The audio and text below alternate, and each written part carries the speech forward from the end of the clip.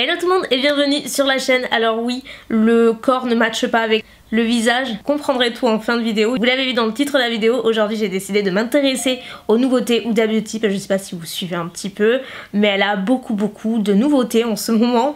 C'est genre de semaine en semaine, il y a un nouveau produit et j'ai la chance de les recevoir et qu'il y a pas mal de questions sur différents produits. Je me suis dit attends, je vais faire une vidéo avec toutes ces nouveautés, je vais les appliquer, faire des swatchs tout le long de la vidéo, vous donner toutes les infos, ce que j'en pense, que vous puissiez vous décider au mieux, voir ce qui vous tente ou pas. Je précise, c'est pas du tout sponsorisé, hein.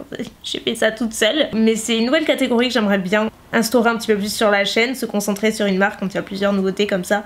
Je trouve ça sympa et puis ça vous donne au moins un maximum d'infos. Donc si vous voulez voir comment j'ai créé ce look et le pourquoi du comment, continuez à regarder. Nous allons commencer par le teint et j'ai bien envie d'appliquer un produit qui n'est pas vraiment dans l'ordre habituel. J'ai vu partout sur les vidéos Insta, donc je vais faire mon mouton et je vais faire pareil.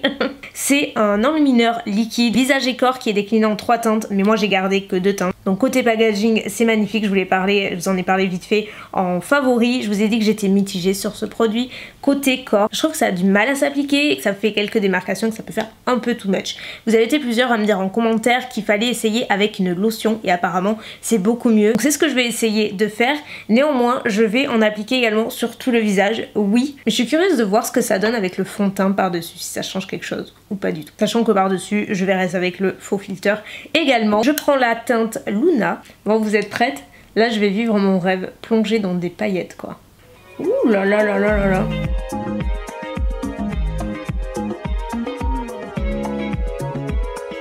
Vous savez à quoi je me fais penser là? Je connais pas son prénom mais il y aurait Hugo, il me tuerait. Vous savez le robot dans Star Wars là? Je sais plus son prénom. J'en fais une overdose de Star Wars avec Hugo, vous savez. Mais ça me fait penser à ça. Je suis pas ultra convaincue que ce soit nécessaire de l'appliquer comme ça. Moi en petite touche ça me suffit. Passons ensuite à la nouveauté suivante. Il s'agit du Contour. C'est un bronzer crème pour faire donc le contour et le bronzing aussi, ça dépend de l'effet que vous souhaitez. Alors cette nouveauté là, je l'ai testée une seule fois. J'ai utilisé vraiment en vitesse, j'ai bien aimé honnêtement, qui était facile à s'estomper, j'ai eu aucun souci. Là c'est la teinte Light, vous avez 5 teintes, je regarde le détail sur Sephora. Au début quand j'ai ouvert, je me suis dit wow! En effet, c'est quand même assez foncé tout ça. J'ai gardé la tan, je sais pas pourquoi j'ai gardé celle-ci, je crois que je me suis trompée, je voulais garder la médium.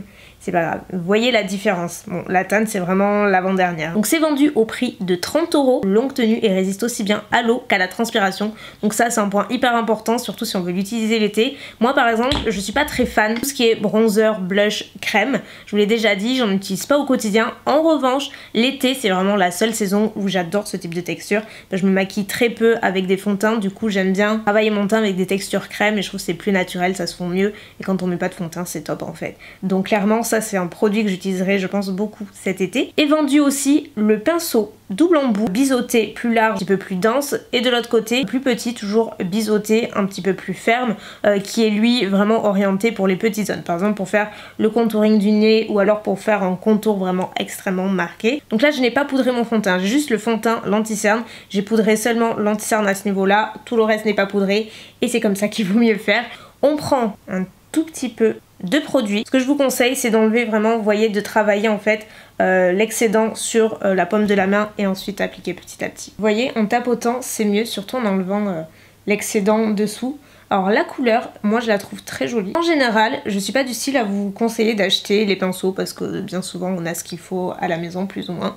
Là j'avoue que si vous n'avez pas de pinceau de ce type là relativement ferme et qui soit bien capable de travailler les textures crème, ce pinceau là est particulièrement bien, autant le petit que le grand, vraiment je le trouve très bien fichu. C'est super naturel, j'ai vraiment pas passé beaucoup de temps à le travailler. La matière s'estompe très bien, ne déloge pas du tout le fond de teint ou quoi que ce soit, la couleur est très jolie. J'aime vraiment beaucoup ce produit. Avant, après, le pouvoir du bronzer n'a pas de frontières selon moi. Je trouve que ça fait toute la différence. Donc là ce que je fais c'est changer de côté, passer au petit embout et faire le contouring du nez. Moi j'aime beaucoup insister à ce niveau là. Je trouve que ça fait en fait toute la différence d'apporter une ombre vraiment à ce niveau là. Alors encore une fois tout dépend un petit peu de la structure de votre visage et de votre nez. On va dire il n'y a rien d'universel et bien sûr je prolonge tout le long. En fait je suis toute l'arête du nez. Quand on regarde le avant après contouring, ça fait toute la différence, je vous le dis. Donc en termes de produits, je suis entièrement convaincue, je vous le recommande sans problème.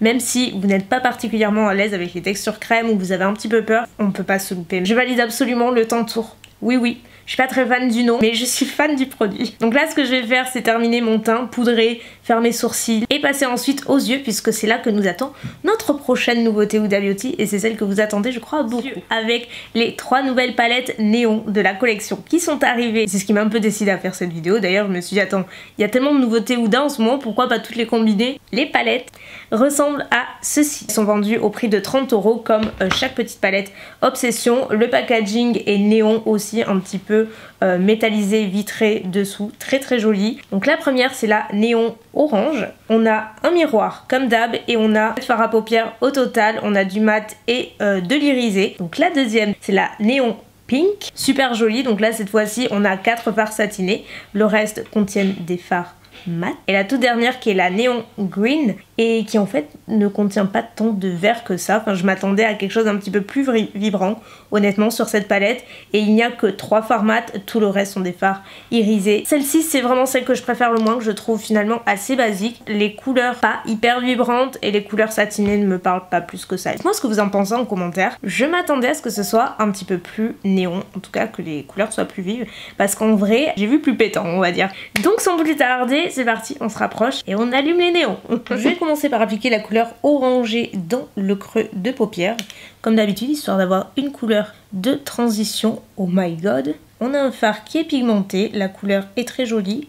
Bon, une fois estompé, ça perd quand même de sa teinte. Ensuite, je vais mettre la couleur rose qu'il y a à côté. Je sais pas du tout ce que ça va donner à la fin, j'y vais au feeling, hein, vous me connaissez. C'est marrant parce que les fards mat sont bien plus intenses à l'application que dans le pan. Donc effectivement, parce que là, vous voyez, ça ressort quand même vachement bien. Et encore, j'ai augmenté la luminosité sur le réflexe, donc ça descend un petit peu. Je vais essayer de baisser un peu. Ouais.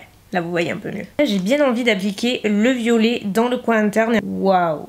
Je dépasse un petit peu et je fais un V. Je remonte en fait avec la pointe de mon pinceau. Donc là j'ai fait mon cut crease avec de l'anti-cerne comme vous le voyez, juste au niveau du coin interne. Je prends ensuite la couleur un petit peu moutarde jaune et je le place au niveau du coin interne. Et au centre, je vais placer cette couleur corail que l'on n'a pas encore utilisée. Les fards mat sont bien pigmentés, hein. J'ai aucun souci à les travailler, comme je vous dis, je trouve que ça perd juste assez rapidement de l'intensité quand on commence à les estomper. Et avec le doigt, je vais prendre la couleur orangée irisée. C'est pas aussi pigmenté honnêtement. Je vais essayer de le placer entre le jaune et la couleur corail, juste par-dessus. En fait, c'est vraiment, c'est juste des paillettes quoi. Ça fait vraiment un top coat de paillettes. En fait, ça ressemble plus à ça. C'est pas un vrai fard irisé, crémeux, opaque, pigmenté, pas du tout. Comme on est sur une thématique de néon, je me dis, c'est le moment ou jamais de sortir mes petits liners Fenty. Là, je me dis, le jaune, ça peut être cool. Cette collection de liner Fenty, elle est incroyable. Vous avez toutes les couleurs. Et donc, vous le voyez, je le place au niveau du coin interne. Je remonte légèrement, histoire d'avoir une petite touche de couleur. J'ai avancé, j'ai juste rajouté le violet, le mélange de corail, de rose. En ras des cils inférieurs, j'ai mis mon liner. Pour info, toujours le Better Than Sex de Too Faced. Et là, je vais appliquer ce crayon Colourpop. Je vous les aurais tous montrés à force. Après l'orange, le mint et le rose, on a le jaune. Dernière étape, au niveau des yeux, c'est appliquer cette couleur qui, je pense, va matcher parfaitement justement le crayon en muqueuse et le liner Fenty aussi. Je vais placer dans le coin interne en touche lumière. Donc c'est bien ce que je disais, c'est pas hyper pigmenté au niveau des fards satinés. Comme vous le voyez, j'ai terminé avec les yeux, j'ai mis mes faux cils et tout est terminé. Écoutez, j'aime beaucoup le look, je suis assez contente de la palette, honnêtement, les mats j'adore, je valide à 100%. Après, en termes de fards satinés, comme je disais, ils sont absolument pas pigmentés, c'est plus pour moi un top coat qui va rajouter de la brillance et de la paillette que de la couleur, parce que concrètement, je mets bien le doigt et c'est vraiment... c'est beaucoup trop léger quoi. Dites-vous que si vous flashez sur les fards satinés en espérant avoir de la couvrance, de l'opacité et vraiment le même rendu que sur la palette, c'est pas du tout le cas, donc vous risquez d'être déçus. Donc je préfère vous le dire, autant les mats sont super jolis et bien plus intenses en vrai que dans la palette, donc c'est assez trompeur. En dehors de ça, c'est une bonne palette avec la qualité des fards Huda Beauty habituels, sauf pour les fards satinés. Donc après l'enlumineur corps et visage, bronzer crème, les palettes, il y a les rouges à lèvres. Elle a sorti plein de nouvelles teintes de ces rouges à lèvres mat. J'ai déjà dit, moi, la teinte Interview qui était dans la première collection déjà fait partie de mes rouges à lèvres de tous les jours. Je l'adore. Si vous voulez voir des swatchs portés, je vous invite à aller voir sur Instagram. Je vous mettrai le lien en barre d'infos. Les deux questions que j'ai le plus reçues sur ces rouges à lèvres, la première, c'est sont-ils sans transfert? La réponse, non, parce que ce sont des rouges à lèvres avec une texture de rouge à lèvres. Et la deuxième question, c'est concernant la tenue. Est-ce que ça tient toute la journée? Vous avez besoin de faire une retouche après un repas en fait. Et en dehors de ça, la tenue est excellente, vous le gardez très facilement sans problème. Donc c'est des rouges à lèvres, je vous recommande à 1000% si vous aimez le mat. Font partie moi de mes formules de rouge à lèvres mat favoris. Et pour aujourd'hui, je vais utiliser la couleur Spring Break qui est hyper jolie, qui je pense va matcher à merveille avec mon corail que j'ai quelque part par là sur les yeux. Et enfin, dernière nouveauté Huda Beauty, et pas des moindres, je ne l'ai pas testé celle-ci, c'est le spray fixateur de make-up qui est arrivé il y a pas longtemps non plus, mais que je n'ai toujours pas testé. C'est le Resting Boss Face avec un fini ultra mat. Alors par contre, j'ai plusieurs choses à dire sur ce spray parce que le premier truc que j'ai lu c'est ce bandeau rose. Ils disent bien éviter l'application directe sur les paupières et les lèvres, c'est écrit partout. Donc je me dis pour un spray visage c'est pas commun, donc je regarde derrière et en fait ils disent bien qu'on contient de l'alcool et du parfum. De l'alcool dans un spray visage, je suis moyennement emballée. J'ai une peau quand même sensible et du coup j'ai un petit peu peur. Alors j'ai regardé derrière et il y a tout un paragraphe, hein, donc franchement c'est pas le produit qui te met le plus en confiance en fait. En fait ça fait plus penser à une laque qu'un spray fixateur de make-up. Ce que je vais faire, et c'est ce qui est conseillé derrière, donc pour une fois je vais écouter ce qui est écrit, c'est de ne pas le vaporiser comme ça, comme n'importe quelle brume, de le vaporiser sur une éponge et presser en fait les zones que vous voulez matifier et verrouiller en fait. Je prends une éponge. Mais on dirait de la laque, ça sent super fort. En plus je me sens ça mais n'importe quoi. Bref, ça fait bizarre, j'ai jamais essayé comme ça mais ok. Est-ce que ça change quelque chose? Oui, ça matifie clairement. C'est super fort le parfum. Je me dis les peaux sensibles mais c'est quand même chargé quoi. Je fais un zoom en espérant que vous voyez bien. Là c'est le côté où j'ai appliqué l'éponge avec le spray. Et là forcément il n'y a rien. Et j'ai l'impression, donc certes c'est plus matifié et que ça fait un effet un petit peu blur. J'ai l'impression que ça perfectionne un petit peu le fond de teint. Vrai dilemme parce que vous le voyez, enfin j'espère que ça se retranscrit bien en vidéo. Ça finit, c'est très joli. Maintenant, je peux pas me baser sur cette seule utilisation. J'ai besoin de voir comment ma peau va réagir en dessous quelques heures après. Donc pour cela, je vous mettrai dans la notation mes retours après plusieurs utilisations parce que là, à chaud, je peux pas m'avancer. Et en dehors de ça, en fait, j'aime beaucoup l'effet, mais je suis super mitigée parce que l'utilisation est pas simple. Et je me dis, si vous avez une peau sensible, voire très sensible, je pense pas que ce soit le produit idéal. Pour le moment, le seul produit de la vidéo que je vous recommande pas à 100% selon le type de peau que vous avez. Et vous savez par quoi j'ai envie de finir? À l'enlumineur liquide, mais cette fois-ci la teinte Aphrodite, et en appliquer un petit peu sur mon décolleté. Et d'ailleurs je vous ai pas fait de retour après avoir appliqué le fond de teint. Je trouve que ça fait un fini satiné en fait, comme velouté avec ça dessous. Donc c'est hyper joli. Est-ce que je le ferai tous les jours? Non, parce que c'est trop et que en petite touche pour moi c'est suffisant. Donc je prends le Aphrodite, je sais pas si vous voyez, mais c'est bien plus bronze en termes de couleur et bien plus foncé que le Luna. Je vous ai pas dit, mais il y a aussi le pinceau. On va essayer sans lotion de ce côté-là. Avec le haut blanc, c'est dangereux, je sais. Donc là, je n'ai fait que ce côté-là. Je sais pas si vous voyez, mais par exemple, à ce niveau-là, ici, et là, ça laisse quelques traces. En fait, on voit que ça accroche la peau. J'avais essayé sur les jambes la dernière fois, et là, vous voyez que ça fait plus ou moins pareil. Donc de l'autre côté, je vais faire la même chose, mais avec un petit peu de lotion. Alors là, il n'y a pas photo. Déjà, l'application, ça glisse tout seul. Il n'y a pas photo.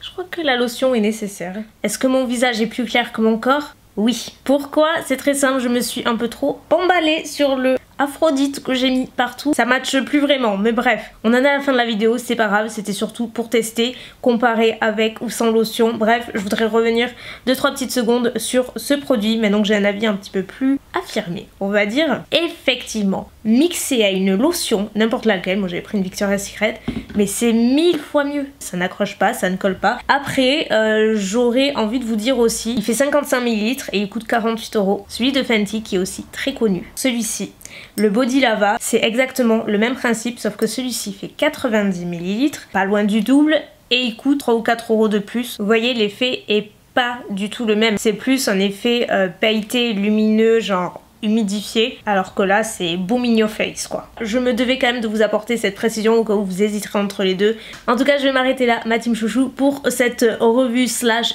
test premières impressions. N'hésitez pas à liker cette vidéo si elle vous a plu, à vous abonner si c'est pas encore fait et que vous voulez en voir davantage. Moi sur ce je vais aller tout ranger, tout démaquiller là parce que je dirais que j'ai fait la guerre du make-up. Je vous fais des très gros bisous et je vous dis à très bientôt. Bye.